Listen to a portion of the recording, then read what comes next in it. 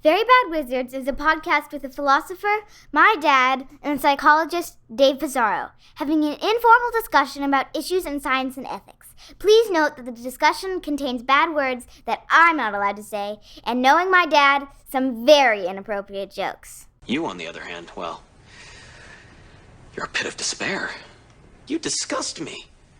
You disgust everyone. The great boss has spoken. Pay no attention to that man behind the curtain.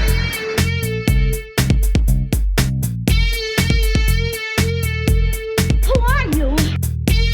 Who are you? A very bad man. I'm a very good man. Good man. They think deep thoughts, and with no more brains than you have. Pay no attention to that man. Anybody can have a brain.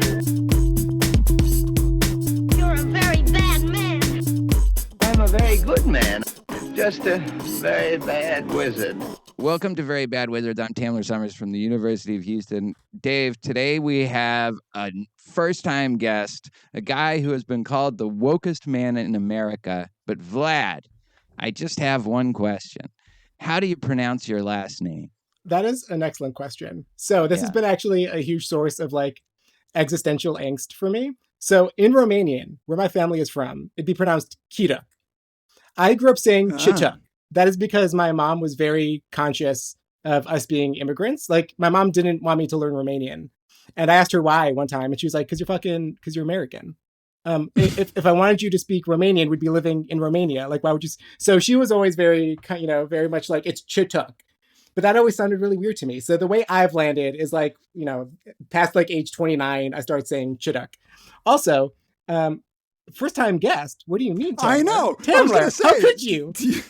Were you on the podcast? How could you forget? 8 years ago, my guy. Fucking talking about wokeness at Yale. I am so hurt. I left such a little impression on you that you forget me so many years later. Tamler. Episode 80. Episode 80. Of where the absolutely, mind. if I may, mopped the floor with you two. Oh, my God. That's terrible. Should I re-record? No, leave it in. Let the world know your shame. But in your memory, how do you know Vlad? I met him at Duke. Yeah, SPP. Yeah. And Twitter, and I guess I just totally forgot about that episode. Look, I forgot that we did Memento with Paul Bloom. You're in good company. Yeah, you did. To this day, I will go to conferences, and without fail, at least one or two people will come up to me and be like, "Are you Vlad from Very Bad Wizards?" And I'll be like, "Yes, hello. It's so nice to meet you." I actually re-listened to it recently because I was like, "Oh yeah, I wonder how that holds up." How does it hold up? You just dunked on us the whole time. I wouldn't say dunked. My ADHD was unmedicated at the time, so I do think I was talking over y'all a fair bit, and I sound a lot gayer than I remember. So, which is ironic because I'm gayer now than I was then. So, this is Vlad's official coming out. It's fun. No, it's funny. At the end, we're saying we were talking about how I'm a straight white man. It's what and then I was like, oh, that was cute. I don't know who I was kidding. So. Oh, so you're actually gay. Well, I'm bi. I don't like the term bisexual because gender is obviously not a binary or whatever. I think pansexual aesthetically sounds gross, and I hate the way it sounds. And I think if I say queer, that's maybe more accurate. But I feel like God, it's you really are the wokest. They don't call him the wokest man in America for nothing. No, sir, they don't. But yeah, no, it's I've also got a long-term girlfriend. So in many ways, I would say even my straight relationship's a little bit gay. So. No follow. Yeah, let's just let that one go. Yeah, it was a beautiful. By the way, I spent a semester at Duke when Vlad was an RA there, and I feel like I told you every other day. Are you sure you're not gay, man? Are you sure? I will say there's I think there were also two sources of anxiety. One which was I felt like I wasn't bi enough to be bi, whereas it felt like my men to woman attraction ratio wasn't right. Whereas I'm being a poser, and then my friend was like, Vlad, there isn't the gay police where they're gonna be you don't like men enough to be bisexual. It's like you have to jerk off to like this much gay porn before you officially classify as bi. And then the second thing, which is, I blame gay men for this. As a like straight presenting man, I got like more aggressive attention from gay men When were you than I straight wanted. presenting? That's a good joke. Thank you, Taylor. I appreciate that. When I was telling people I was straight, I still got more unwanted attention from gay men than I think I wanted. And like having the like, I'm flattered, but I'm straight thing in your pocket is a really nice thing to fall back on. And now I don't have that. So now whenever a man's interested in me, I have to be like, sorry, I don't find you attractive. And that's just painful. Yeah. Well, can't you just still say it? I could lie. Yeah. I guess. But that seems... This is not a liar. This is a man who donated his kidney to a company. Yeah, we're talking about how ethical I am on this episode. This episode dedicated to how good a person I personally am. Yeah. So we're going to be talking about Vlad's kidney donation and effective altruism and its critics in the second segment. But first, if you want to find out whether you're gay enough to be officially bi, maybe that's something neuroscience could help with. I mean, that seems way more reasonable a claim than what we're about to talk about. So this is actually like a good philosophical question, I think. If you're in your subjective, like phenomenal experience, if you don't experience any attraction to say like the same gender, but your brain says you do, are you actually... If you have dorsolateral prefrontal cortex activation, I don't know the answer. Wow. But it's interesting, like to be serious for a second, people have done that with penile plethysmography to try to figure out whether or not, like some states have tried to use this to try to determine whether or not people were pedophiles, like, or wait, is that the British pronunciation? Wait, pedophiles. how?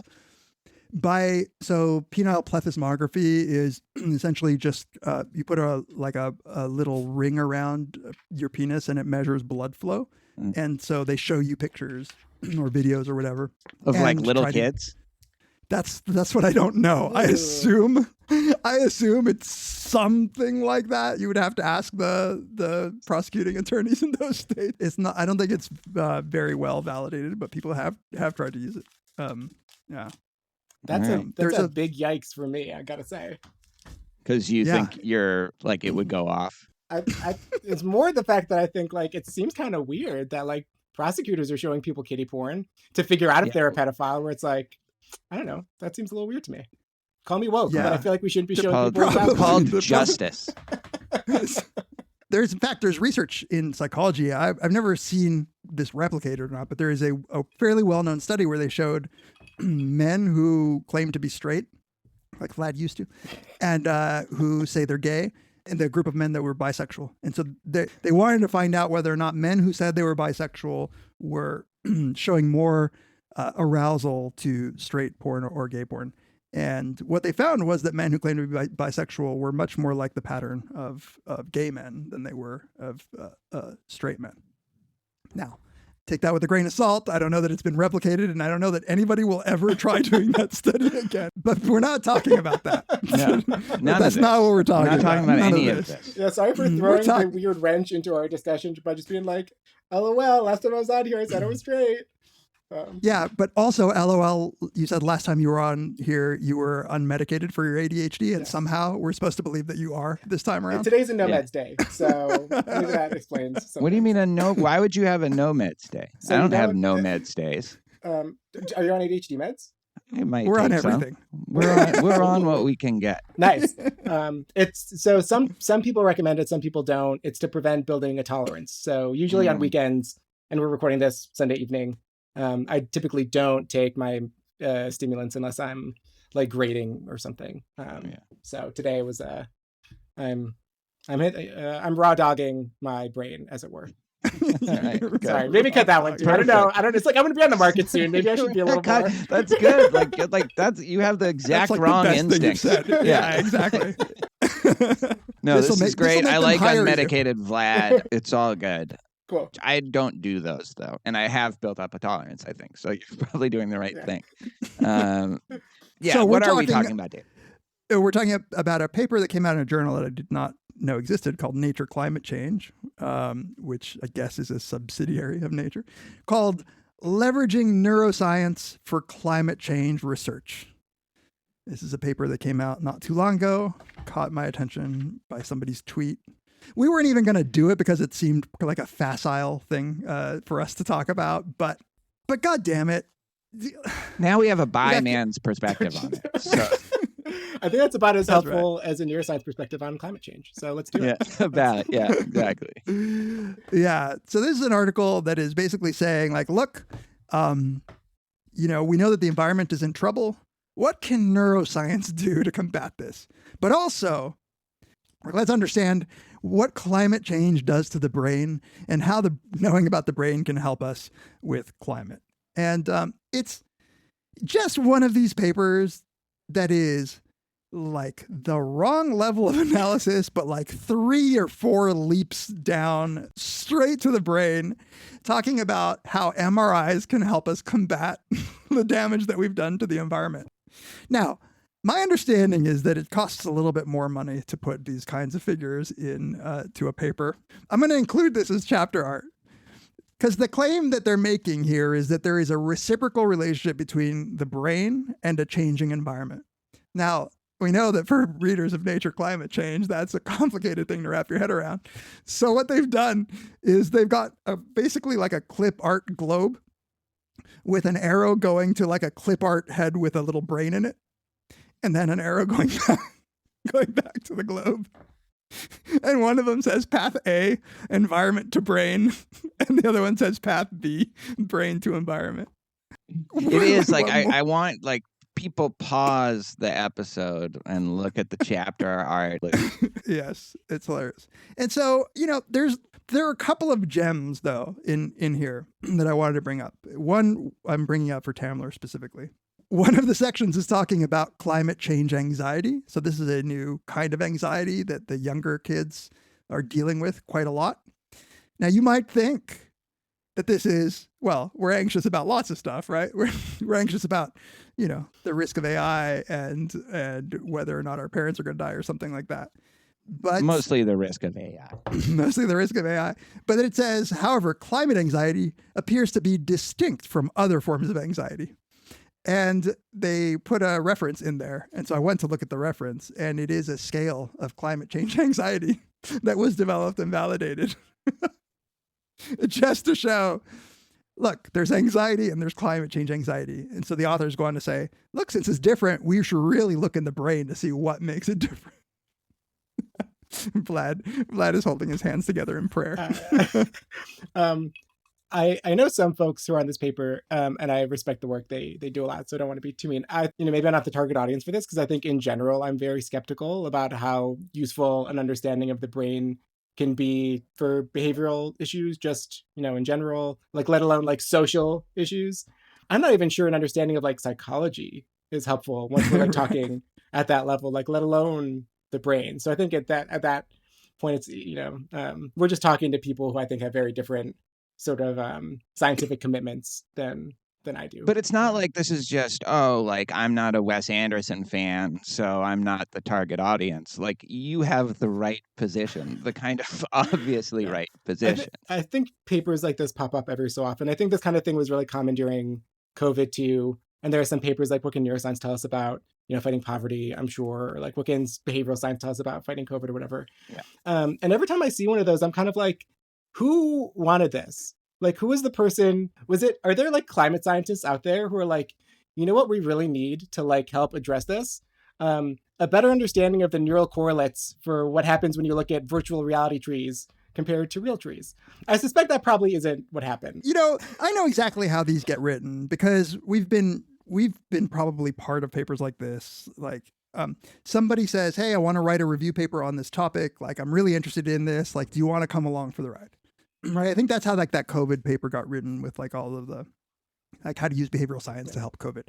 Because there's like 30 authors or whatever, and people are just like, all right, sure. Like I'll add my 2 sentences in there or whatever. And then they get like, it's ridiculously high citation count. I wanted to bring up just a few more things. So they talk about these 2 paths, right? How the environment affects the brain. And here's where they talk about like, look, changes in the environment, like climate change, like heat waves and other weather events clearly like influence the brain. So for instance, Like everything else.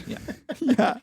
Higher temperatures increase human and non-human mortality, decrease cognitive performance and ability to learn, decrease self-control, and have been associated with increases in crime rates and civil conflict. Each standard deviation increase in temperature or extreme rainfall has been shown to increase the frequency of interpersonal violence by 4% and intergroup conflict by 14%. Amazing precision on those numbers.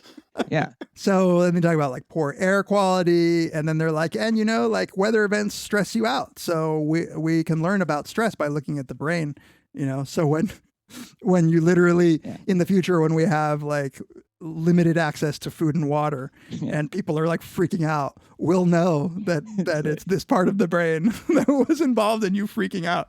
Exactly. They talk about climate anxiety. That was the ventral striatum that you're like, and that's going to be huge. I mean, I suppose like they could just medicate you. Maybe there's something about the readouts, but mostly even that, it's like, probably the best way they learn about like how to medicate it is by like testing like what effects the medication have on the people. Path B is, I think, even more absurd. Neuroscience can investigate the neural substrates of the cognitive and affective processes that result in pro-environmental or environmentally harmful behaviors. Research along this pathway, I like that they call it a pathway as if that's a thing. The pathway of like looking at our brain can be informed by neuroscientific subdisciplines such as neuroeconomics or social neuroscience. Like, those credible fields should aim to identify neural correlates of human emotions, cognitions, decisions, and behavior that positively or negatively impact the environment. Many human judgments and decisions related to climate change are influenced by psychological barriers, cognitive biases, and heuristics that are not necessarily accessible to conscious introspection. Box 1. So try to make sense of how they think neuroscience is going to address this. Like how, like in an ideal world that they actually really could figure out, oh, that's, discounting the future or whatever is like a little like more activated in that region of the brain. Like, obviously that's bullshit anyway, but like, even if you could get that, what are they going to do? Yeah. So I agree with everything they said. And I think neuroeconomics and social neuroscience are a lot firmer maybe than you do. So then you are a perfect person to answer the question. So I think like this kind of like a marry the color scientist thing, but like marry the climate scientist. I think you can know every single fact about the brain and how that relates to like different psychological whatevers you care about as it relates to the climate. I still think that probably gets you no closer to actually solving climate change. Like I don't know what the steps are supposed to be from like there's this bias towards like taking this climate whatever behavior to like, okay, here's how we fix it. Where it's like, I don't think like knowing about the brain is going to get you to like, even if we accept that, say. Wait, help me understand how those two claims that you just said are consistent. I think neuroeconomics and social neuroscience are on firm ground, but I think that you could know all the facts about the brain and it wouldn't help you solve the problem. That's what they're claiming. Yeah, but it's like, it's a fundamentally psychological solution to, I think, a social problem. Like, I think you can like do all the nudges you want, like do all the interventions you want at the individual level. But like, who's really excited about individual level interventions? Like the fossil fuel companies. Like the idea of a carbon footprint was like created by fossil fuel companies to like offload the responsibility. Like, I think this is like a policy level issue. Like, I don't think you're going to solve this with like individual level interventions. That's not the question, though. The question is, assume a benevolent CEOs of every like energy company, they just want to help the environment. How would this neuroscience help? How would you use it to help promote good behavior? I don't think you would. I mean, like, if you know that there are these like barriers where, folks are, I'm trying to think of like something concrete. I don't know. I'm kind of blanking. Maybe I'm trying to steel man this too hard. I'm having a hard time actually thinking of like anything that actually. But like this is the issue. Like the neuroscience part. Like even what you said, Vlad, where maybe there's the hope that individual level psychological interventions are going to do something, which you're suspicious of. But like I'm even willing to grant that, like where you do some nudge that actually works to get people to recycle more or to use less energy, like that might work. The brain part is just like what really annoys me is the co-opting of all of behavioral science into somehow brain science. Yeah. So they're talking about nudges and biases and behaviors, and they're like, so obviously the brain matters. Well, no shit. Like in some way it matters, but there is nothing that I can think of that would get you from neural correlate of thinking about pro-environmental behaviors to like actually getting a person to do like, let alone what is a pro-environmental behavior? Like, are they talking about recycling? Are they talking about like donating to causes? Like, it's unclear the whole way through. It's completely unclear. The only thing they ever get close to talking about interventions wise is kind of crazy, but like is at least an experimental manipulation. And that's when they talk about transcranial magnetic stimulation to try to get people to think differently about, let me pull up this. So they say brain stimulation techniques, moreover, allow researchers to causally test psychological models of sustainable decision-making by experimentally manipulating the underlying neurocognitive processes. It's just MK Ultra, but for like good environment. Right. One recent study used transcranial brain stimulation to test the hypothesis that an inability to take the perspective of future generations generates a lack of sustainable behavior. Consistent with this hypothesis, upregulating activation in a region involved in mentalizing increased sustainable decisions in an intergenerational economic dilemma task. It's batshit. Like I don't understand even how they think that something as complex as a sustainable decision, like whatever that is, quote unquote, sustainable decision making, that is somehow represented uniquely in the brain, let alone like that it's a natural kind of decision. Like presumably there's all kinds of different decisions we make that impact the environment, and different things might influence the way we think about, right? Like what I think about when I think recycling seems very different than what I think about when I think about eco-friendly hunting practices or something. Yeah. Like that's all just the thought that this would just show up in the brain and that you could get a magnet to like make people more liberal about the environment is fucking insane. Like this is insanity. Yeah. Like who is... So I have two thoughts about that. First, I have no idea in what version of the world we live in where like the barriers to getting like genuine climate interventions like passed politically is like too high, but like the barriers to getting like neuroscience interventions to get people to do climate change interventions, like that's attainable. And the second point is like, I could almost guarantee whatever money and energy you're spending on getting people TMS to make better climate decisions is going to be better spent just like buying, land in the Amazonian rainforest to protect. Like there's no version of the world where that trade-off does not work out. Of course. Like everything you're saying about that is, I think, obviously true. I think I'm with David in thinking people don't get how batshit crazy this is. This is like me when I start talking about UFOs and ghosts. This is like this isn't scientific, and it has like a philosophical orientation that I don't even understand what their assumptions are. So here's, they're talking about questions for Path B. That's the one where our study of the brain is going to help us become better environmentalists. And maybe we can make sense of it. But it says neuroscience has, moreover, provided insights into the neural representations of different types of actions impacting the environment. For example, in one recent study, when instructed to think about ways to increase their pro-environmental behaviors, for example, taking the train, participants showed increased activity in brain regions involved in reward integration.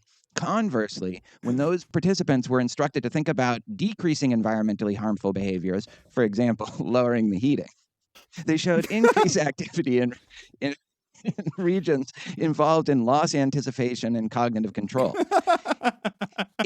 Interesting. Turning the heat off during the winter makes me somehow feel different than doing the train. Interestingly, they judged increasing pro-environmental behaviors to be more feasible than decreasing their environmentally harmful behaviors. Again, that's nothing to do with neuroscience. That's just what this disassociation at the neural level may help to better understand why people are able to adopt new pro-environmental behaviors while simultaneously continuing to persist with environmentally harmful habits. This disassociation may help get a better conceptual grasp on processes such as cognitive dissonance and their role in the context of sustainable actions.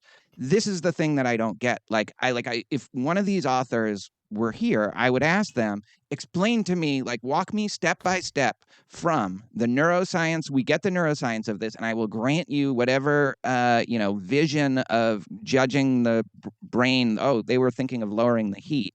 And also grant them whatever they want with that. How is this going to help us prevent people from having this kind of cognitive dissonance that leads them to environmentally harmful behaviors?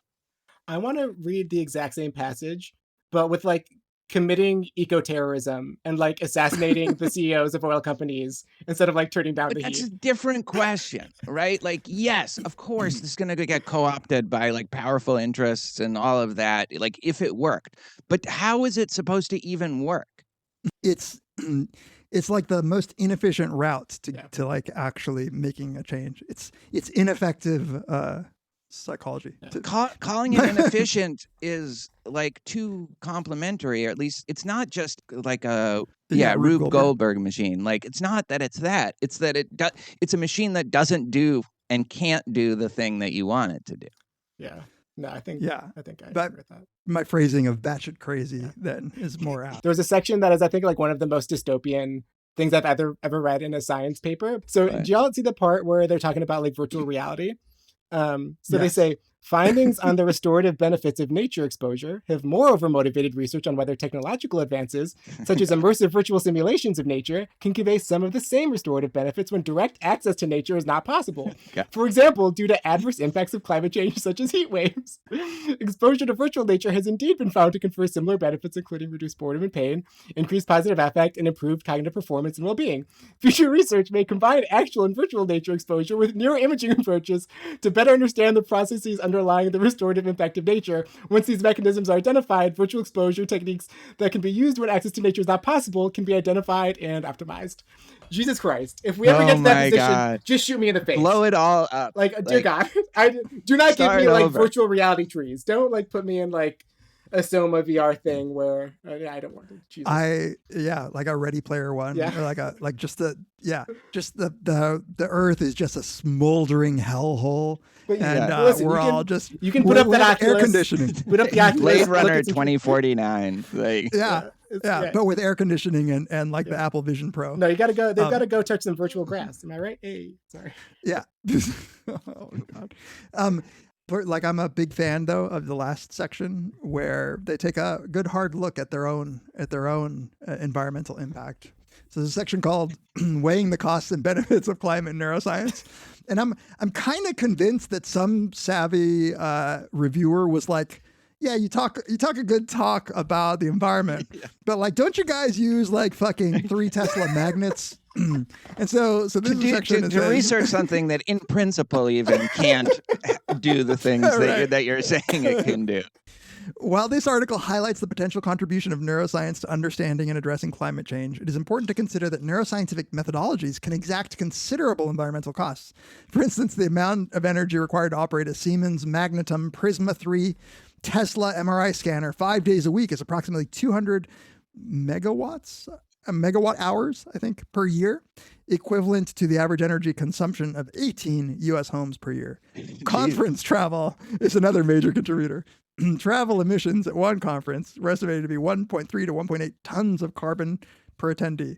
So basically, they could just stop, and it would actually have a better impact on the environment than doing this research. How do you write that and then not immediately just be like, oh, we gotta stop, guys.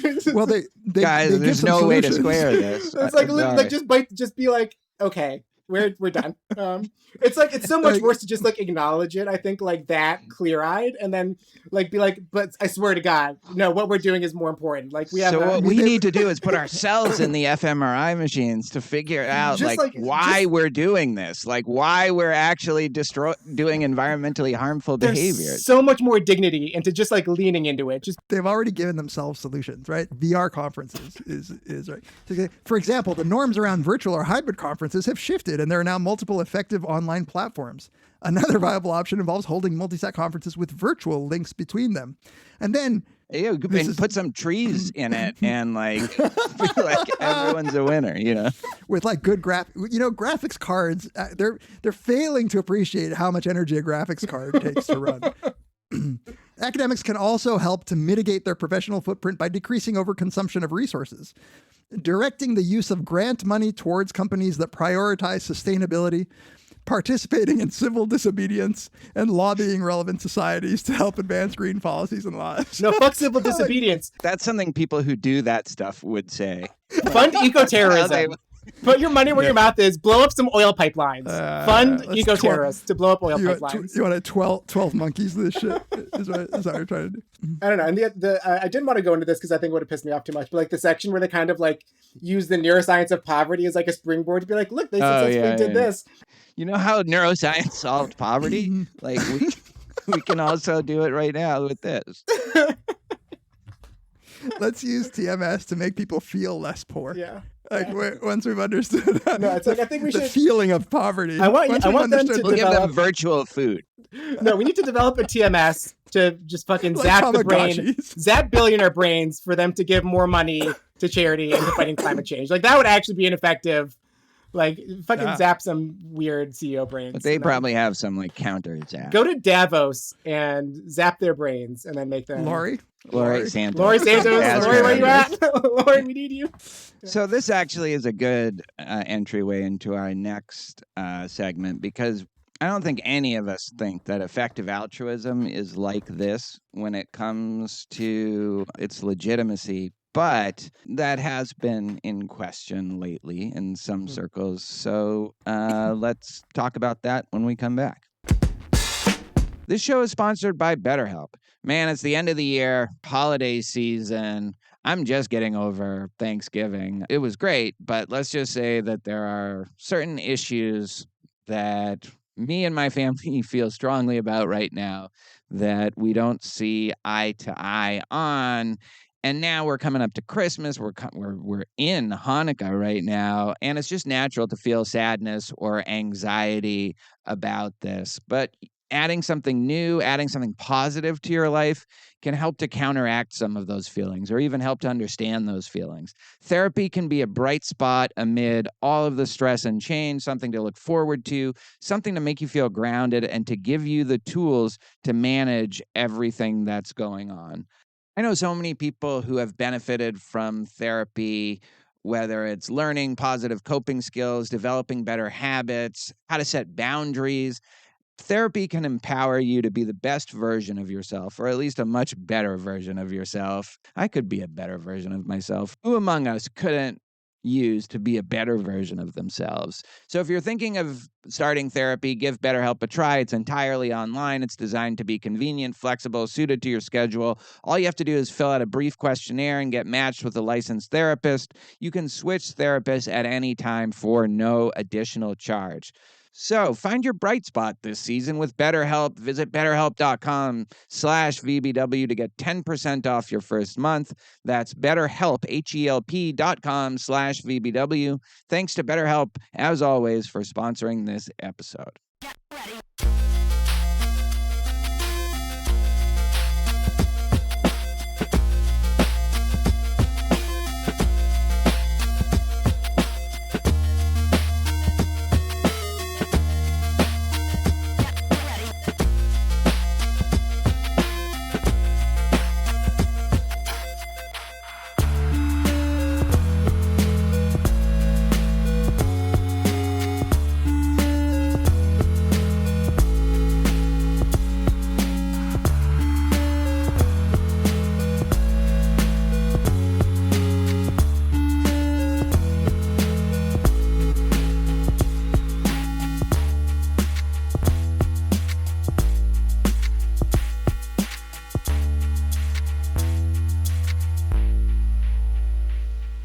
Welcome back to Very Bad Wizards. This is the part of the show where we predictably like to take a moment to thank all of our listeners for all the ways in which they support us. We really appreciate it. I mean, just the interaction that we have with you, the messages that we get from you, they're really the things that keep us going. And we just thank you from the bottom of our hearts for continuing to keep this show going.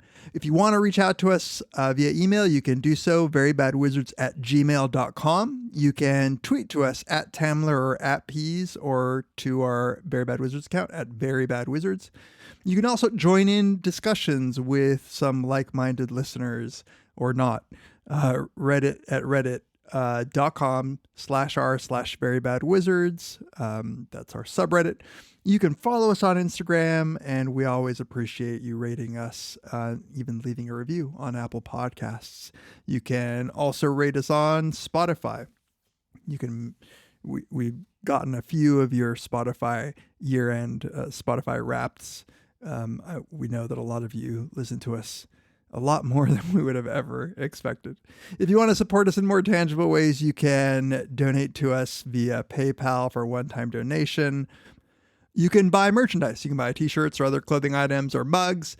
And finally, you can support us by becoming a member of our Patreon membership program. So if you become one of our patrons, you get a lot of perks. At $1 and up per episode, you get ad-free episodes all the time. You also get access to little collections I've put together of my beats. At $2 and up, it's the bonus episode tier. So $2 and up per episode, you get access to all of our bonus episodes, our back catalog, including our Deadwood podcast, The Ambulators. At $5 and up, you get all of that. Plus you get a few more things. You get to vote on an episode topic a couple times a year. You get access to our 5-part Brothers Karamazov series. You get access to some of my psych videos and a couple of Tamler's video lectures.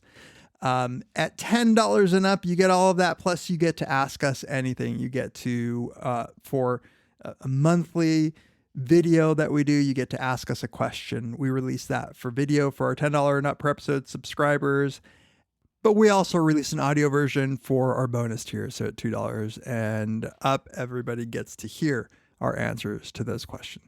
Sometimes those things go like 2 hours long. So if for some reason you want to hear more of us rambling, definitely become a Patreon supporter.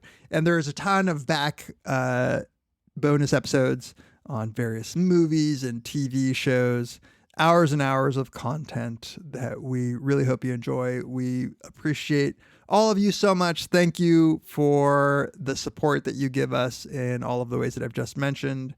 And yeah, happy holidays. Thank you very much for listening. All right, let's talk about our main topic for the day. Vlad, you're not only the wokest man in America, and you don't only identify as bi, but you identify also as an effective altruist. Unlike some effective altruists, I think you have the scars to prove it. Tell the listeners about your connection to the movement, when you started getting interested in at least this kind of orientation, this kind of approach, ethical approach, and then, of course, leading up to your kidney donation. Totally. Tamla, I love this bit where you'll just say stuff about me that's false. So I would not personally identify as an effective altruist. I think I have a lot of sympathies with effective altruism. I wouldn't necessarily consider myself part of the movement. Okay. You're on the spectrum, though. I'm on the spectrum. Actually, we've already divulged a lot about my personal life. Ironically, I think my feelings about effective altruism are like really similar to my feelings about like polyamory, where it's like philosophically, like I'm down. In practice, I've dabbled a fair bit. But for the most part, I don't want anything to do with either movement, like as a group, mostly because of some really weird nerds out in San Francisco. So, with that, that's very funny. With that said, I'm a famine, affluence, and morality effective altruist insofar as I'm an effective altruist. So I remember being an undergrad, and I think like Paul Bloom honestly probably assigned it, but I remember reading Famine, Affluence, and Morality by Peter Singer. I think like a lot of times it's sort of like taught is like this kind of like reductio ad absurdum sort of thing. Against like utilitarianism. I remember reading that and I was like, oh yeah, that sort of checks out. Like I'm kind of convinced by that. I don't think it's taught that way though. I teach it all the time. I don't teach it that way. I don't know many other people who teach it. Maybe teaching is the wrong word. I feel like I see a lot of people bringing it up as a sort of like gotcha against utilitarianism, the sort of like demanding this objection and so on, where it's like once you accept utilitarianism, you've got to live at like a subsistence level and give all your money to charity kind of thing. Tamler, do you remember we had Peter Singer on the podcast? Yes, I do. Yeah, of course you remember him. Of course. Right. Well, it's more David. recent. Yeah. Significantly, actually. It's a total classic, stone cold classic paper. Yeah. And like certainly how I teach it is, this is a really good argument. What are we going to say? If we don't same here. Yeah.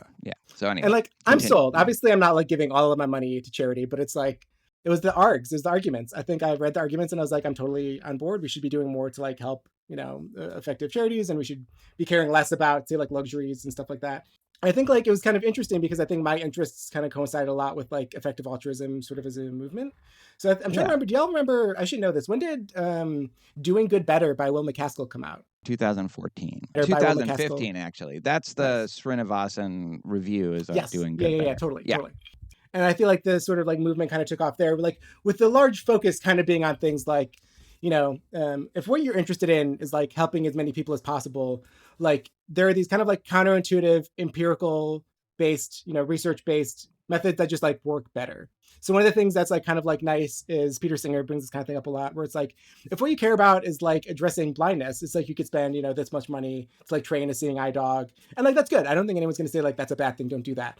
But I think it's like useful information to know that you can treat, 1,000 times as many or like 10,000 times as many people with like relatively inexpensive, say, surgeries in India or like these other sorts of interventions in parts of the developing world.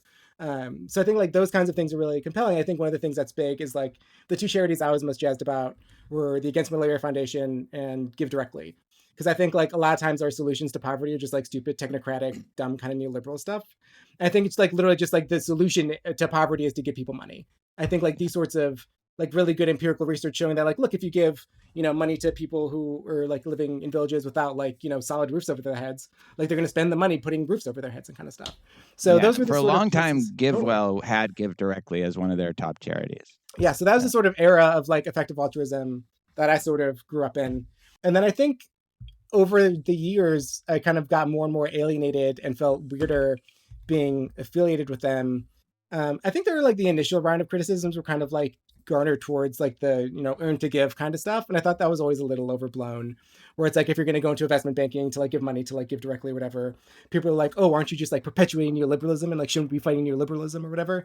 And it's kind of like, yeah, sure, maybe. But it's like, it's not like these people were going to be political revolutionaries if they didn't. Right. You as a critic of neoliberalism, like, what the fuck are you doing to like help people who are like dying preventable deaths? Like it kind of felt like a put of money where your mouth is sort of thing. I felt a lot of people weren't putting their money. So you start getting a little alienated from it. Yeah. When is the kidney donation in relation? So I guess the kidney donation is, it kind of got on my radar. Like Larissa McFarquhar wrote about it in Strangers Drowning. So I remember like reading that and being like, oh, that's a cool thing to do. And then a few years later, Dylan Matthews at Vox, he's like kind of like keyed into the effective altruism movement. He wrote this article like why I donated my kidney and like why you should donate your kidney too, or something like that. And I remember reading it and just being like, that does not sound bad at all. He kind of like describes what his process was like. And I get asked a lot, like, what made you want to donate your kidney? And I think I don't really have a good answer for it, because I remember just like reading those things and being like, oh, that's like a thing I should do. Like that seems like a really good, easy thing I can do to like make a huge, meaningful difference in someone's life. I think at that point, the only thing I kind of like had to decide was like when I was going to do it. So I remember reading Dylan Matthews' article. It was right around the time I was starting my PhD.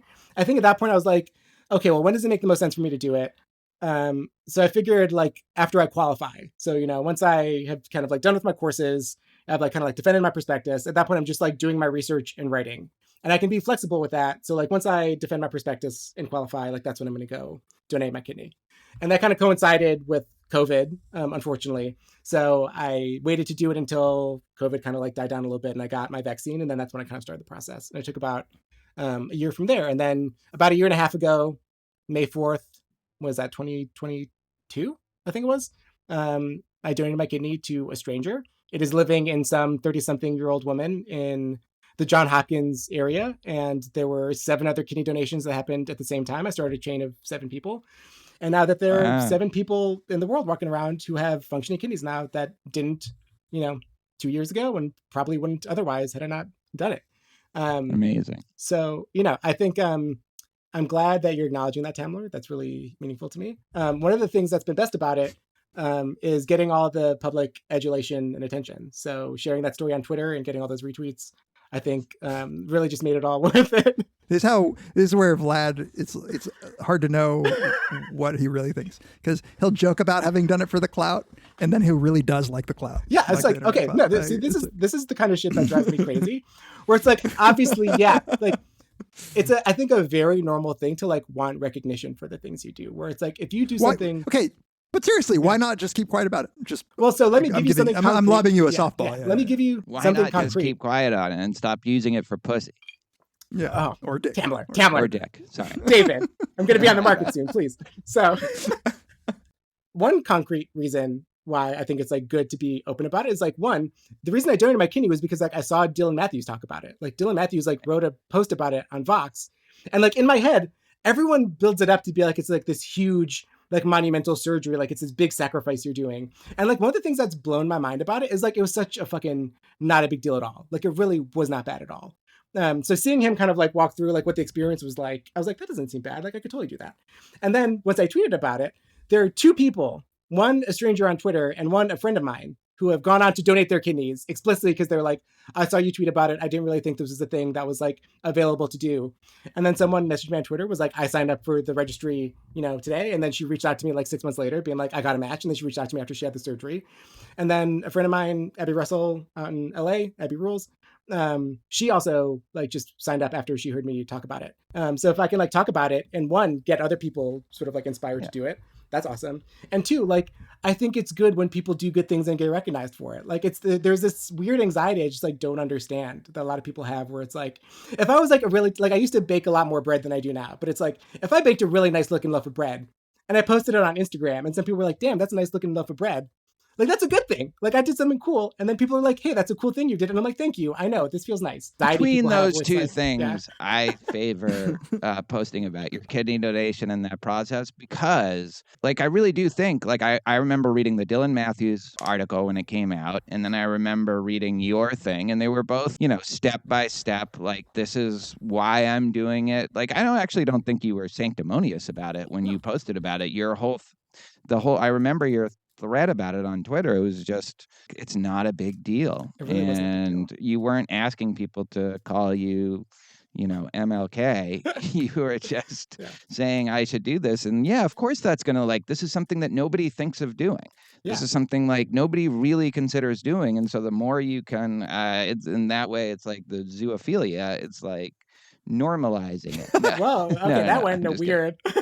I know. My point was more like this is the thing that like this cause needs is people coming out and saying, I did it just to help someone who might otherwise die. It wasn't like this major procedure that put my life in danger. It was just a normal surgery, elective surgery.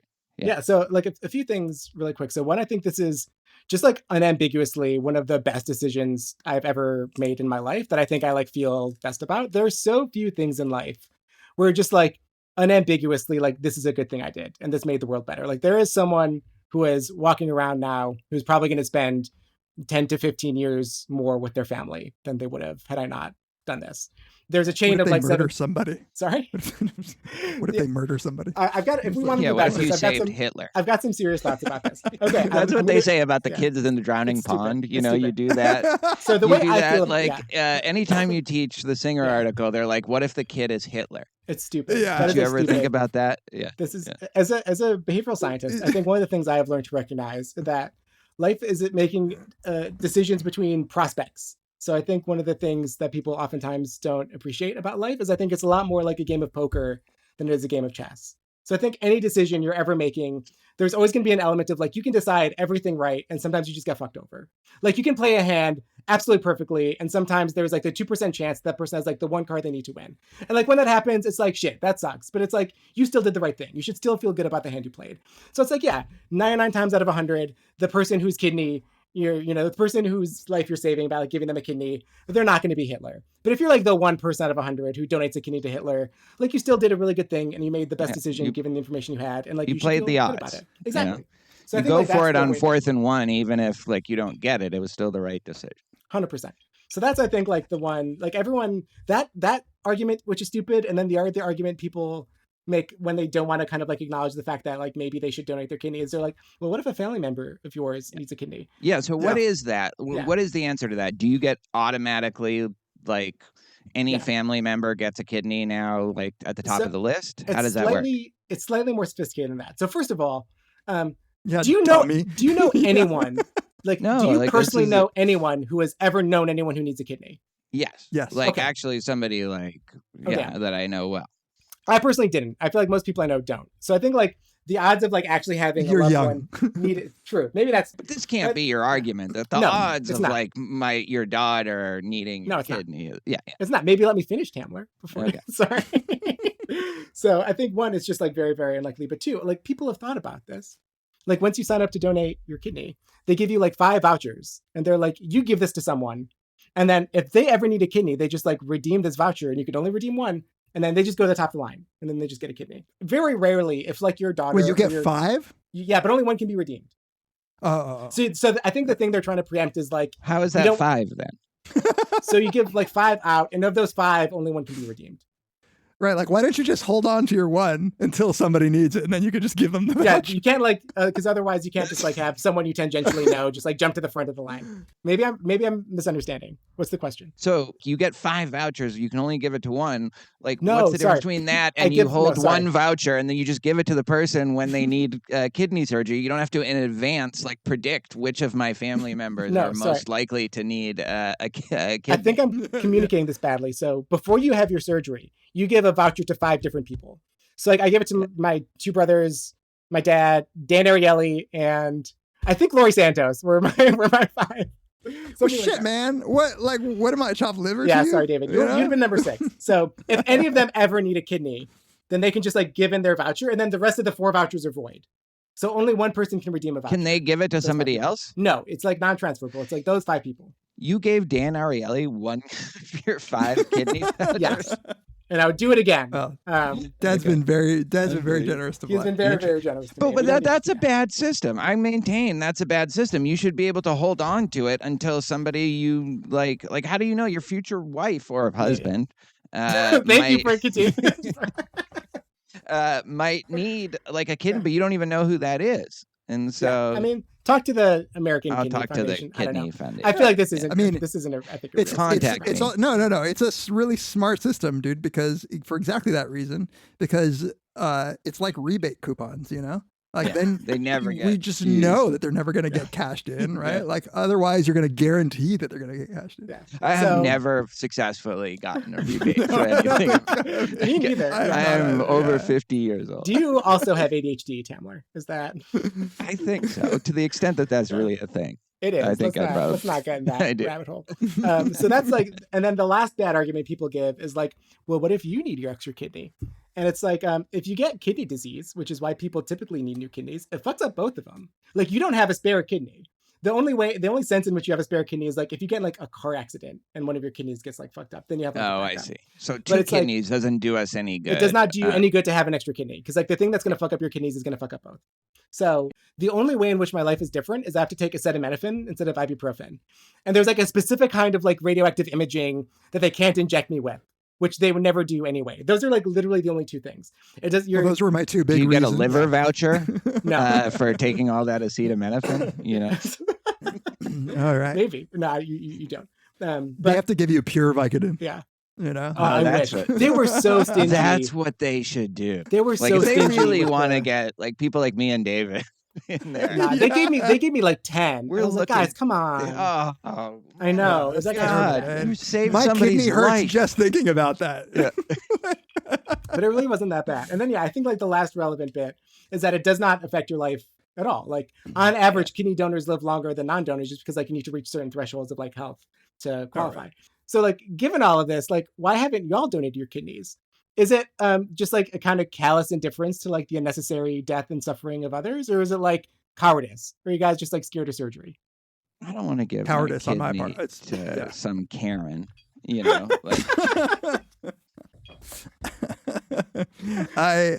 No, cowardice for me. Cowardice. Okay. but yeah, no, it's a great question. I always ask my students this. Yeah. Everyone here, me included, could save a life, or at least be like, 70 to 80% certain that we could save a life right now. And then I give them all this information in the class, and I think their reaction is like Yeah. my reaction. Yep, arguments lead there, and yet it's weird. I feel like you might be like this too, David. Yeah. It's not. In some ways, I almost feel worse about like my meat eating habits, especially when they stray from my like medium strict, like no factory farm foods. Like in some ways I feel like that's worse than this, even though if you like look at, you know, the utilitarian units, the qualities, it's like not close, because me having a hamburger doesn't affect like how many cows die at all, like ever. And yet I feel worse about that than this, probably because of the fact that it's an organ. I don't know, but it's not I'm not pretending it's rational. Yeah, I think that's like actually a really good analogy, because like I used to be a vegan for a really long time, and I've kind of like joked that I've only ever really been a fair weather vegan, and that I've only been vegan when I'm not that hungry and my life's going well. So it's been like 6 or 7 years since I've been. That's the joke. You'll just be like, however many years I've been in grad school is like how many years since I've been a vegan. But like I think that's like such a nice point of comparison, because like even though I was convinced by all the arguments, like the benefit of it was like so abstract, where it's like, okay, maybe if I eat, you know, this many fewer cheeseburgers a year, maybe that'll increase demand like this much on burgers at the store, which will like raise the prices like that much, which will make people buy it that little, and then cow production will like decrease by like that much or whatever. And it's like you're just so many steps removed from like actually any benefit at all. And if you told me like your 5 to 7 years of being vegan like actually really didn't do anything at all, I'd be like, yeah, maybe. But whereas like this, it's like I know there's someone who's walking around who has like 10 to 15 years of, you know, kidney full life that they didn't have otherwise. I have a question. Has Peter Singer or Will McCaskill donated a kidney? They haven't, because they're cowards. Though Scott Alexander has, which I've recently discovered, which is huge props to that guy. I don't know about his work too much. Like I've kind of like loosely followed him. Some people I really like. I know really like him. So like I know Paul Bloom is like a big fan, and I've heard a lot of folks speak really highly of him. My sense is he's like the kind of effective altruist that I don't personally like, but I think is like the good version of like that effective altruist. I think that's exactly right. Yeah. So he has my respect, like hardcore. Like he puts his money where his mouth is. So I think like he's awesome, and he did it recently as well. But again, like this is one time my friend asked me why I donated my kidney, and I kept having these conversations, kind of like the one we're having now, where I kind of like give all the reasons I donated my kidney, and then that just does not move anyone at all. And then eventually I just kind of got sick of it, and I was like, I think I just care about other people more than most people do. And he really did not like that answer. And there's no way to say that without sounding like a dick. But I think like probably Scott Alexander like cares about other people more than say Will McCaskill does, in like a more visceral way, at least. I think there's like this more visceral level of caring. It's funny. It is weird. Yeah. It is weird that they don't do that. Like kidney donation is this thing where it almost is like it's either turned on in your brain as an option or it's not. And like it was turned on in your brain that it was an option for you. Yeah, it's like it never felt like there was a moment where I decided to do it. I just like read about it and I was like, oh, that's the thing I should do if I ever get the chance. I think that's an unfair characterization of people who don't donate their kidneys. I think that like you could surely say I care about people more, but when in reality it might be that you care about people the same, you just have less fear of going under the knife. Yes. Right. Yeah. And so like you could frame it as like my care overrides that concern more, but the difference might be on the other end. That's fair. Like I think there are people who do all sorts of things because they care more about.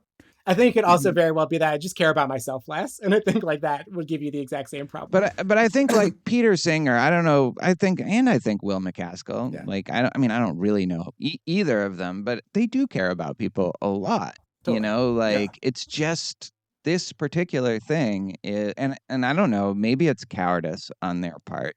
But maybe it's something else. Maybe it's that this thing of, and of course, Peter Singer's philosophy doesn't sanction this, but there's some kind of sanctity with the body that you don't do that. And no, I'm totally being tongue in cheek. I'm very, to be clear, like I don't believe y'all don't care about other people. I don't think you guys are cowards. I think actually that's I do think I'm a coward about that. But no, I think actually we've copped to that. Y'all are being too hard on yourselves. I think actually what you touched on there at the end, like this idea of like body sanctity, actually kind of really does resonate with me, because I feel like really similar to it in a weird way as I feel about like my tattoos, where I think a lot of it is just like this sense of like not taking your body too seriously. Where it's kind of like, am I going to think this looks stupid in like 20, 25 years? Like maybe, but like, I don't really care. Like, am I going to... You're talking to somebody who has 0 tattoos. I don't think, Tamler, you haven't either. The only thing I have is like the nipple rings that John Hamm has in season 5 of Fargo. But aside from that, like I'm tattoo, like piercing. Yeah. No, it's like, it's also but you're also talking to somebody who like for a tooth extraction, like I was like, I might never wake up. Like, Yo, okay. Yeah. I'm sorry. No, I would just want to disassociate myself from that. I'm actually Yeah. kind of a champ at the dentist. it's the ones where it was the extraction where they put me under. I don't care about all the other stuff. It's like It's for me. That's like the transporter machine. Yeah. No. Exactly. Okay, It's 100%. like you're not even you right now. So like that isn't what freaked me out, but like so many people leading up to it were like, "Are you scared?" And I was like, "Not at all." The one thing that did genuinely make me nervous, I don't actually believe that you're ever unconscious when it seems like you're unconscious. I think what happens is your long-term memory gets shut off. So it's basically like severance. So I was like, I am about to go into an operating room and I'm about to like go down the elevator in severance, and then I'm going to get tortured for like 2 hours, and then I'm going to forget it. Like still for those 2 hours. You're putting a 2-hour Vlad is going to suffer for 2 hours. I am going to suffer for 2 hours, and then I'm going to wake up like nothing happened. And like that I genuinely have no mouth. did scare me. I have no mouth, but I must scream. Yeah, this came up in the Severance episode with Paul Bloom. He told us this, and it freaked me out. Yeah. And then so no, it's I've like told I got that people- from Paul Bloom too. In a lab meeting, Paul Bloom was talking about like the parfait torture thing. Yeah. And I was like, oh fuck, no, totally. Yeah, So 100%. But here's my question about that, because I always say this to other people, and they ask me this question, and I don't know the answer. If that's true, then what does the anesthesia do? It not only like makes you forget, but it also paralyzes you so that you can't do normal responses to pain? Yes. So is that the idea? There's a nerve block, first of all, which like I think helps a lot of the pain. And then I think in the same way that like blacking out from like alcohol makes you stop being able to remember stuff, it kind of seems like you lose consciousness. I think that's exactly what happens. It's not that everybody who undergoes surgery might be in this situation. I think that it's that when people are, because the nerve block didn't like quite work or whatever it was, didn't like have the effect, because they also have the paralysis and the memory wipe, they'll never know about it. Yeah. And so you just never know when you're going in whether or not you're going to be one of those people. Yeah. Right. Yeah. Like, and anesthesiology is like turns out to be like not an exact science. No, that's the scariest shit when you realize that. They're like, let's teeter this person on the brink of death. Yeah. Right. Like, and just trust that they're not in any pain because they can't move. No, it's more of an art than a science. You know? I don't know. It's like so weird because it's like they made me sign like 15 forms saying that like I was aware that I possibly could die from the surgery. Where like the chances of dying are like so minuscule that I'm like pretty convinced that like me driving to Hartford at like 5 a.m. did more to put my life at risk than like undergoing the surgery. And I like asked the surgeon, like I was like, in the whole history of the Hartford Transplant Center doing like kidney donations, what's the worst thing that has ever happened? And he was like, there was a bowel obstruction one time and we had to go back in for a second surgery to fix it. And I was like, why am I signing so many forms saying that like I'm aware that I could die when like genuinely there are just like so many things I do on a daily basis that are like more dangerous than this? Let's take a break and then come back and talk about some criticisms of the effective altruism movement. Today's episode is brought to you by GiveWell. Imagine that. Look, we're talking effective altruism today, and we're about to go into a bunch of criticisms of effective altruism, and especially the emphasis on long-termism. But one organization that's not vulnerable to any of these criticisms is GiveWell. GiveWell has spent over 15 years researching charitable organizations and directs funding to a few of the highest impact opportunities they've found in global health and poverty alleviation for people who are living right now and who need our help the most. Over 100,000 donors have used GiveWell to donate more than $1 billion to these charities. Rigorous evidence suggests that these donations will save over 150,000 lives and improve the lives of millions more. There are over 1.5 million nonprofit organizations just in the United States alone, and millions more around the world. GiveWell wants as many donors as possible to make informed decisions about high-impact giving. You can find all of their research and recommendations on their site for free, and then you can make a tax-deductible donation to their recommended funds or charities, and GiveWell doesn't take a cut at all. Top charities right now, I'm looking at it right now. We're about to talk about this in the episode. Medicine to prevent malaria, nets to prevent malaria, bed nets, supplements to prevent vitamin A deficiency, and cash incentives for routine childhood vaccines. These are all terrific causes. This is something we've talked about a lot.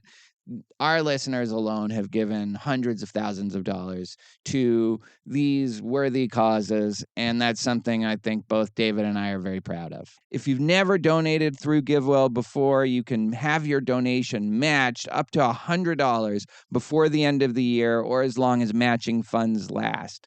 To claim your match, go to givewell.org and pick podcast and then select Very Bad Wizards at checkout so that you can make sure that they know you heard about GiveWell from Very Bad Wizards to get your donation matched. Go to givewell.org to donate or just to find out more and enter Very Bad Wizards and podcast at checkout. Thanks so much to GiveWell for sponsoring this episode.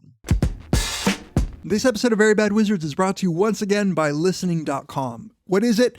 Listening.com is an app that will take text, anything, academic papers, textbooks, other PDFs, websites, or even emails into audio so that you can listen to them doing whatever it is that you want to be doing. So I assume that as a podcast listener, you're used to listening while you're doing other things. Now you can do that with other material, educational material, whatever it is that you want to read. Instead of sitting at your desk or sitting on a couch, concentrating and reading, you could just soak that stuff in via your headphones. Listening.com is the best app that I've seen that's able to do this. And in part, this is because of the features that it gives you. So it has automatic chapter detection, for instance. It can pull data tables out of the papers and present them within the app so that you can see them if you need to. It can read math equations. It knows how to deal with technical words or other complicated documents. It knows to skip all the citations, footnotes, and references even, and lets you jump straight to whatever chapter or section you want to listen to. It even has a one-click note-taking button where it automatically puts the last 10 seconds that you just heard into a notepad if you just press that button so that you don't have to type notes while you listen.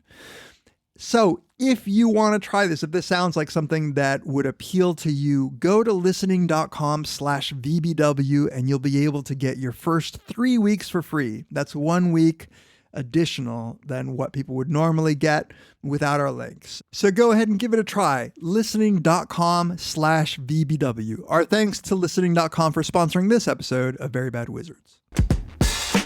Let's get to some criticisms of effective altruism. There have always been these criticisms, but with the full-on embrace of Silicon Valley to effective altruism, and of course, like the Sam Bankman-Fried, who is a huge proponent of effective altruism and connected with the movement at every level. These criticisms there's more visibility to these criticisms. I'm kind of wondering what you think about it. I have kind of a leftist podcast circuit. They are, to put it mildly, not fans of it. The big, I think, worry is, and the reason they'll call it like just a con game, is the turn to long-termism, this idea that we don't just have to like make the world better now, alleviate current suffering and death, but we have to like think about the future. And once you let in the kind of math that allows you to try to predict like future suffering, it all kind of goes to hell and you find yourself giving all your money to stop evil AI because of the 0.001% chance that they'll destroy all of humanity and maybe destroy the earth. Where do you stand on them? I have some thoughts on where I stand on some of these, but I want to know just your initial take. I think the long-termism shift in effective altruism is like one of the worst things that's ever happened to a movement ever. I think it is very, very patently, transparently, like really fucking stupid. There seem to be these like long, well-recognized sort of like reductio ad absurdums against utilitarianism and like certain, schools of decision theory that they just basically like leaned into and were like, okay, let's build a whole philosophy and a movement around this. It's like, we know that utility calculus like breaks down once you start talking about like effectively infinite things.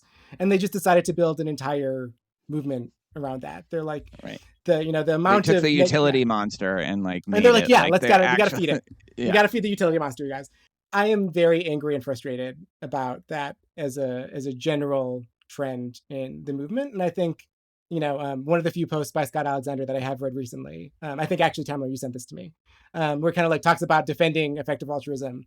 I think like that really gives away the game a lot, because it talks about like, here's all the benefits from like this bed nets and stuff. Like, we're saving 50,000 people a year who'd otherwise die. And then you get to like the AI section, and it's like, Joe Biden mentioned artificial intelligence, like ChatGPT happened, like AI engineers, they're freaked out about people dying from like the AI apocalypse. And it's like, this isn't altruism and this isn't effective.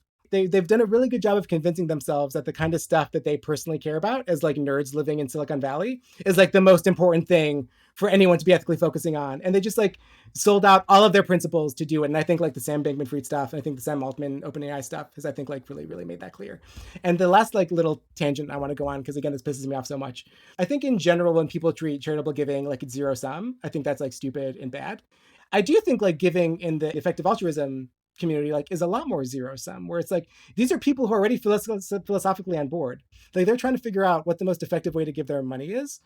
And I'm not going to say it's going to be like a one-to-one thing, but at least like for every dollar that's been given to like an AI charity, which effectively is just like paying the salary of some people working at some, think tank in San Francisco, like a not insignificant fraction of that like would have otherwise gone to things like bed nets and to like Give Directly or these like other effective charities. So like in a very real sense, like I think this has a body count, like maybe the only sense in which these nerds have a body count. And sorry. And I just like, and just in a way that like doesn't exist for like other ostensibly charitable movements. So like, I genuinely think they've committed like a net evil on the world, and it makes me like really, really mad. And I'm like trying to contain that rage a little bit right now. It's interesting because, and maybe I wasn't as huge a convert at the beginning, but like the way I disagree with some of the more extreme criticisms of it as like just a con game is whatever the limitations of effective altruism and its practitioners and like their motives, like it's just undeniably saved like and improved millions of lives just because of how fucking rich they are. Totally. And while I think that like their ways of measuring and their like obsession with optimization, optimizing goodness and measuring goodness and all of that, they can't do that. That said, like they still give tons of money to uncontroversially good causes. Like we have GiveWell. And like I was just saying, this is not a conflict of interest at all. Every single one of their top charities, malaria nets, malaria medication, vitamin A deficiency. I wish they still did Give Directly, but I think there was some like math issue with that. But like whatever the criticisms of it, and I want to go into them, like, because I think a lot of them are compelling. Like there's nothing that just goes against that. How many lives and people that they've saved or brought out of extreme poverty. And yes, long-termism is a scam, but like I said, GiveWell doesn't do any of that shit. And they're one of the biggest effective altruist organizations. And like I was saying before, it's not like these people, that have gone into this movement would have been like political revolutionaries destabilizing the status quo. That wasn't in the cards for these people. And so the fact that they're giving like a huge amount of money to like prevent malaria is a good thing, But here's where I just might disagree with you. Like, you make it sound like you had this good movement and, it was co-opted by like people that just miraculously found their way towards like giving more money to themselves to stop the robots from taking over.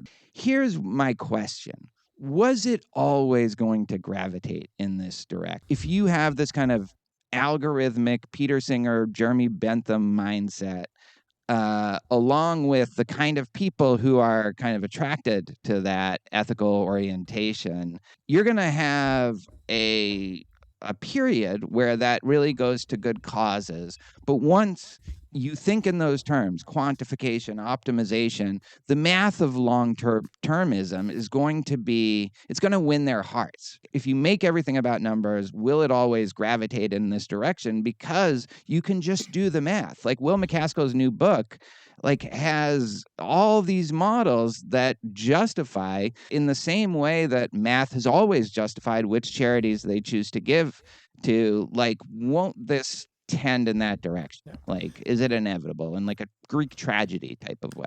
So I think I'm very, very sympathetic. I suspect it's inevitable in the sense of like just human irrationality and like the sort of like foibles and biases that like all of us have, where it's like, I think, of course, the people that are going to be like, overly representing this movement are going to kind of like convince themselves that their own interests are like the most important thing they can be working on. I think like in that sense, I think it was probably pretty inevitable just given the kind of folks who are represented in it. But I don't think it like follows inevitably from the math. I don't think like there's a reason why like the AI apocalypse is going to be like the long-termist cause that they're going to champion instead of say like climate change. Yeah. My point is the kind of people that will be attracted to effective altruism in the first place, where when they're just like using these somewhat made up, but still somewhat not made up ways of measuring quality of life years or whatever, which keep changing, but whatever. Like I'm sure they have some way of pinpointing good causes, even if not to the extent that they think so. Like the question is not whether one should rationally be attracted to long-termism, but whether the kind of people who are attracted to this way of doing ethics will be captured by that kind of thinking. Yeah, I suspect probably. I don't know. I think the thing that I find really frustrating is there was this shift from like, what does the sort of empirical research tell us about like what the most effective ways to sort of like spend our money happens to be? The shift from that to like, okay, if we run the math on these like hypotheticals, like which weird contrived scenario is going to like lead to the most harm in the future. So we should like shuttle our money into preventing that with like absolutely no information at all or evidence at all about like the effectiveness of how that money is being spent. It's like, even if you do want to grant that there's this like this long-termist problem about AI, and even if AI is this existential threat, like we're still missing the really crucial component here that was like pretty integral, I think, to like the beginning of effective altruism, which is like, well, what are we actually spending our money on? Like if you're sending money to a charity, like what's that buying you? And I've never seen anyone in this like sphere of effective altruism who like, cares about long-term AI, like even attempt to answer that. Like they can never tell you like how many Quaaludes is like, a $50,000 grant to like the Future of Humanity Institute or whatever. Like, what is that buying you? Like, they don't have an answer to that. So I think, again, it feels like this Greek tragedy in the sense where it's like, they're subverting their principles for their own self-interest in a way that I think is like deeply ironic and like maybe unavoidable. But I don't think it follows necessarily from like the principles of the movement itself, say. But wait, why do you keep saying that it's in their self-interest to be long-termists? Oh, because it's like there's a bunch of nerds in Silicon Valley who are like really, really interested in AI, who've convinced themselves that the most important thing you could be doing is funding research into AI.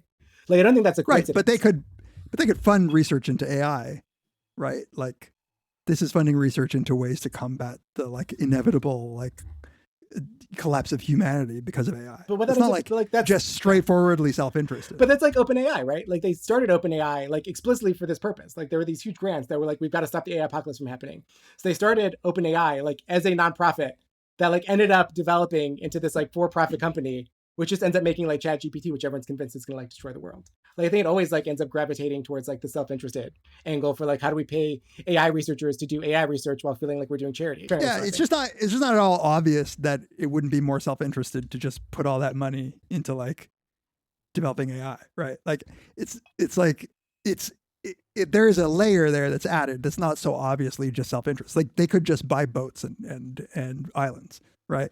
Like this is still some step, which I think is why I think Tamler's view I like kind of agree with, which is that shockingly, which is that there is a particular kind of brain that's tickled by this math. Yes, and this math really does lead you to some really, really interesting problems. Like if once you have all of these assumptions in place, one that we can quantify like things like the good, and in that you're plugging in people, right? And you are as a utilitarian foregoing like any concern about rights, right? Everybody counts as one for more than one, all that stuff.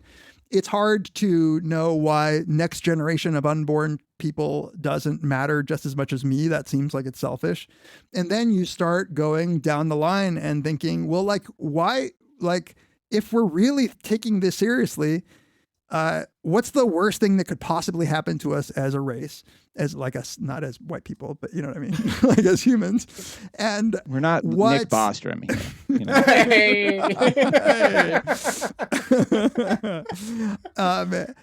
and then you're sort of like driven to this, like, well, yeah, all of a sudden it doesn't seem so unreasonable. But what you've lost in that whole thing is that like compassion for somebody who's dying and suffering right now might actually require more attention than the mathematical possibility of wiping out the whole human race. And like that is a conclusion that this kind of thinking can't get you to. Like I can see why they disagree with it and why they would think that this is like the best way to go about spending money. Now, I also buy that there's motivated reasoning. It is sort of like, you know, telling people to pay you protection money when you're the ones threatening them, right? Like, no, like promise you, if you pay us, nobody will bother you. But if you don't, it'll be us. Yeah. But there might be totally sincere people who still do it. Yeah, I think so. What I wanted to really ask is, how much do you think this is really co-opted the movement? And how much do you think is just like a marketing, sort of like a PR problem, a marketing disaster that Sam Bankman-Fried, Nick Bostrom, and people who are like really concerned with the AI apocalypse, like isn't most of, well, I don't know, is most of effective altruism just doing fine? I think it is. So I think, you know, friend of the pod, Yolan Bar, he sent me a link on Twitter that showed like the breakdown of spending within the effective altruism community. I think probably, if I remember right, maybe like fact check this later, I think it was about like $300 million were spent on like these like public policy kind of like global health charities, and like 200 million were spent on, you know, AI stuff, and then maybe like smaller amounts were spent on like how do we maximize like shrimp welfare or whatever, right? Yeah. So I think like the majority of the movement still is devoted to these, I think, like evidence-based sort of, you know, kind of like pure effective altruism as far as I see it, sort of causes. I think that will probably stay. But I do think like it is an alarming fraction. You know, 200 million is like not small change. It's like not a small percentage of the group. And my sense is from talking to people who are like part of the movement proper is like you go to EA conferences and like that's all anyone talks about. So I think like maybe what's going to end up happening is like ideally maybe there'd be like kind of splintering where it's like I don't care if people want to work on long-term AI stuff, like, you know, let 1,000 flowers bloom or whatever. Like I think there should be charities dedicated towards like preventing the AI apocalypse, like, if that's what you're worried about. Spend money on that. It's no worse than buying a yacht. Exactly. But I just don't think like I see no overlap at all between that and like what effective altruists are doing. So I think if there is this fracture, I think that'd be good as a whole for the movement, especially since like I think in recent months specifically that it's been this association with the AI contingent has, I think, been really, really embarrassing for like the whole movement, like as a whole. Like in a lot of people's public perception, like effective altruism is just a bunch of nerds worrying about like whether Skynet is going to kill all of us, you know? No, that's right. The thing that was good about your Twitter thread where you kind of went off, you both barrels blazing on, was just where's the rigor in like how you're measuring how effective these interventions are that you're doing? Just none of that. Like, you know, I'm sure so many charities got dinged because like they were saving people at like a suboptimal rate. But that's the problem with these large numbers. It's like, well, even if we're just, you know, lowering the chance by 0.0000001%, it would be worth it. You almost get excused from the rigor just by the sheer immensity of what you're preventing. And it's like you said, it's the reductio ad absurdum of utilitarianism that is actually being embraced there. 100%. You know? Yeah. It drives me crazy. It sincerely drives me crazy.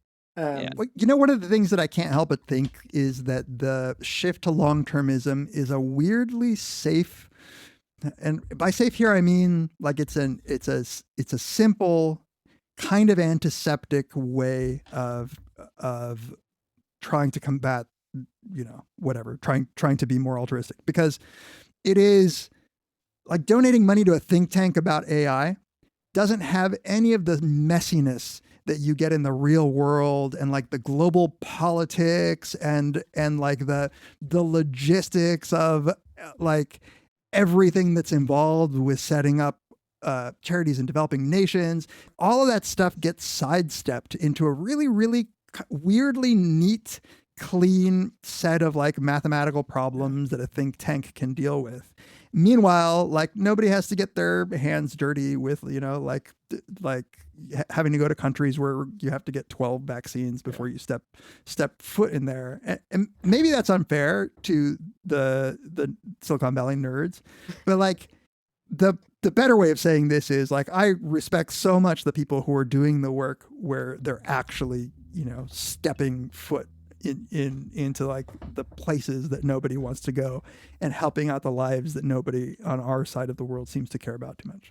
Fully agree. And I think it's like really telling on themselves if what you're doing to be like an effective altruist is like no different than what you'd be doing if you weren't an effective altruist, which is like living in the Bahamas and trading crypto.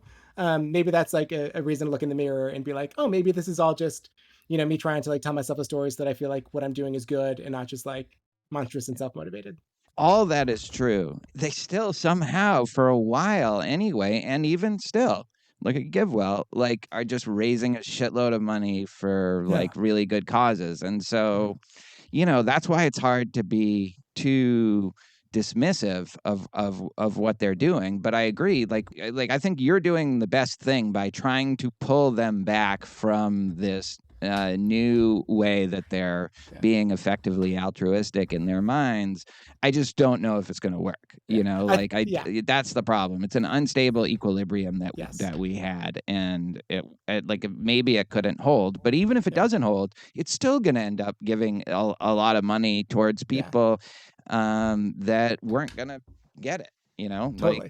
What do you think, though, of this one criticism? I really recommend this Amia Srinivasan essay, this review of Will MacAskill's book. And I don't have anything against Will MacAskill, but like it's a really good review, and I think it raises a lot of worries about effective altruism that have come true, like in spades. This idea that it kind of reinforces this individualist way of thinking about ethics, and in that way kind of takes for granted the institutions and the systemic nature of the world right now, and just thinks, okay, how do we work within that? And in doing so, props up a status quo. It's not necessarily their intention, but it ends up having that effect, making these rich people feel better about inequality and feel better about like the structures that make it possible.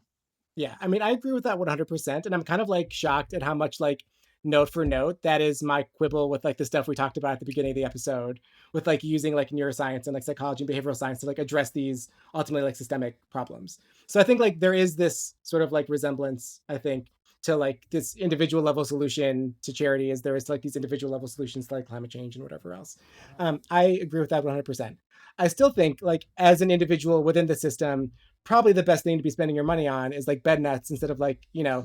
Like I'm going to spend like that money on like Fortnite skins. Like it's better to spend money on bed nets than Fortnite skins.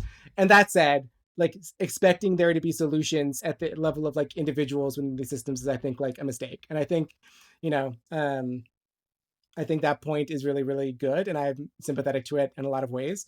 I think where I just keep kind of coming back is like, as true as that is, as systemic as these solutions need to be, at the level of the individual, still like the best thing you can probably be doing is like sending your money to Oxfam or GiveWell or whatever. So it's I'm trying to square that circle in a way that maybe isn't satisfying, but like I agree with both perspectives, I think. I don't know if this take is right at all or not, but I can't help but think that I don't see it so much as utilitarianism being individualistic. But I do really like Srinivasan's critique of the focus on the impersonal and that utilitarianism brings, and that the movement inherited. And she talks about MacAskill basically saying that like he shouldn't be moved by like these suffering Ethiopian women specifically, because that would be unfair to all of the other individuals who need help. Just because he hugged one of them, he shouldn't. Yeah, just because he hugged one, right? In both, sometimes when I hear people talk about systemic problems and when I hear people talk about this sort of utilitarian effective mindset, they both seem to me to sometimes be lacking in a firm grounding in the humanity of others. And they, of course, not all, But like, I often think that there is some deep value to connecting with other human beings at an individual level that is so fundamental to like what it means to care about others and to have a human morality that like, I feel like you can get antiseptic in both directions. I often hear people talk about systemic racism as a way of getting away from talking about their individual biases because they don't want to tackle the fact that they might have like some real problematic like feelings about members of other groups. And it's easier to donate to like the right cause that will do the right thing and address systemic bias. Or it's easy to, like Tamara and I have talked about, like the proper, do a workshop or say the proper incantation before your talk or whatever, and really just like there is, again, maybe it's not very effective, but I can't shake the fact that like human morality to thrive and to avoid the like kind of long-termism, the natural step toward the extremes, we need to just be there and talk to people who are suffering and try to help I feel them. like there's a big disanalogy that you're making with the people who worry about structural or systemic problems and the strict impartiality that has to come with utilitarianism. The disanalogy is that in principle is true for utilitarianism. You are not allowed to care about people closer to you, that you have some contact with, that you have some, like, that's part of the theory. It's like embedded in the theory. It's like a core ethical principle of the theory. That's just not true with people who make systemic critiques. In fact, like, those things usually depend on solidarity. Those things usually depend on human connection, even if people can sometimes forget that in the debased form that it's, it appears in diversity training workshops or whatever. Like, that the kind of person who's making systemic critiques is not in principle barred from caring about other people more compared to the utilitarian. Yeah, I wasn't making an in principle claim. And like I said, this is a totally unfair characterization of many people who are fighting on both sides. It's just that I see there is a danger of adopting actions that keep you away from I don't know, the personal encountering of human suffering. But you're right, Tom. Like, I mean, the best social movements are going to be ones like that are in touch with the people. Like, of course, yeah. Maybe just to continue my trend of just oversharing too much, but I think this kind of like tension between, I think, different ways of approaching morality. I think I really noticed this where I had this sense, actually when I was on the show the last time, in episode 80, you're on the show? I was visiting my mom because she was dying of cancer. And for the longest time, I thought that like grief had made me a worse person, because I feel like when I was younger, my like moral concern was like a lot more impartial, where I was like a lot more concerned about things like veganism and like global poverty and stuff like that. And I feel like, grief has this way of, I think, like really narrowing your world in a sense, not in the sense that like this other stuff matters less, but I just feel like the people around you seem to like matter more in a sort of weird, powerful way. And I feel like that actually maybe weirdly fits into like this kidney donation kind of thing, where I just feel like your world gets a lot smaller, but in a way that I actually feel like now makes me like a better person, where I just feel like I'm like more invested in the people around me, and I'm like trying to do more to, affect my small corner and like not have these big, global, grand, generation spanning ambitions of morality. It's more just like, I want to make a concrete difference in however many lives I can. I think I'm just going to have a better shot and more effective way of doing that, in this smaller corner of the world where my moral ambitions are a little bit more modest, in a weird sort of way. On that note, should we wrap this up? Yeah, sure. Let's wrap it up. Yeah, thanks, guys. It's a nice sentiment to end on. And it's so nice to be back on here. I know you forgot that I was here, Tamler, and I'm never gonna let you. So sorry. I never forget. I now I didn't see forget. It. I see it in my head now. But when was that? That's probably like 7 or 8 years ago. It was the same episode. Yeah, it was 8 years ago. I looked. It was the same episode that your stepmom was on. You didn't look like Grizzly Adams there. No, yeah. I swear to God, like right after that episode, I hit puberty. Yeah. So it was weirdly, I'm about like 30 to 40 pounds heavier now than I was then, because I was really sad after my mom died, so I started like going to the gym and shit like that. So like I actually got like beefier, and now like I've got like a beard, my voice is deeper. So I don't blame Anyway, you for not listen. recognizing You it. heard him, ladies and men. Yeah, but yeah, I'm listen, sorry for busting your balls, Tamler. It is genuinely a joy to be back. Invite me again on any time. It's always such a pleasure. Well, if you fucking hook us up with vouchers, tell your friends, tell your kidney donating friends. Yeah. Yeah? Okay, Very Bad Wizard listeners, if any of you donate your kidneys, please give vouchers to David and Tamler. They'll shut the fuck up and be nice to me again. I don't want your Tamler. voucher. Give your voucher to like my kidneys are fucked. You're not gonna help me. You can't save me. Are there liver vouchers for Tamler? Yeah, I need liver vouchers, heart vouchers. All right.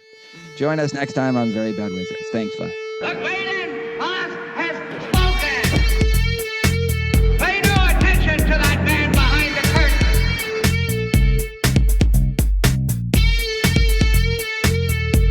Who are you? Who are you? A very bad man. I'm a very good man. Good man. They think deep thoughts, and with no more brains than you have. Pay no attention to that man. Anybody can have a brain. You're a very bad man. I'm a very good man. Just a very bad wizard.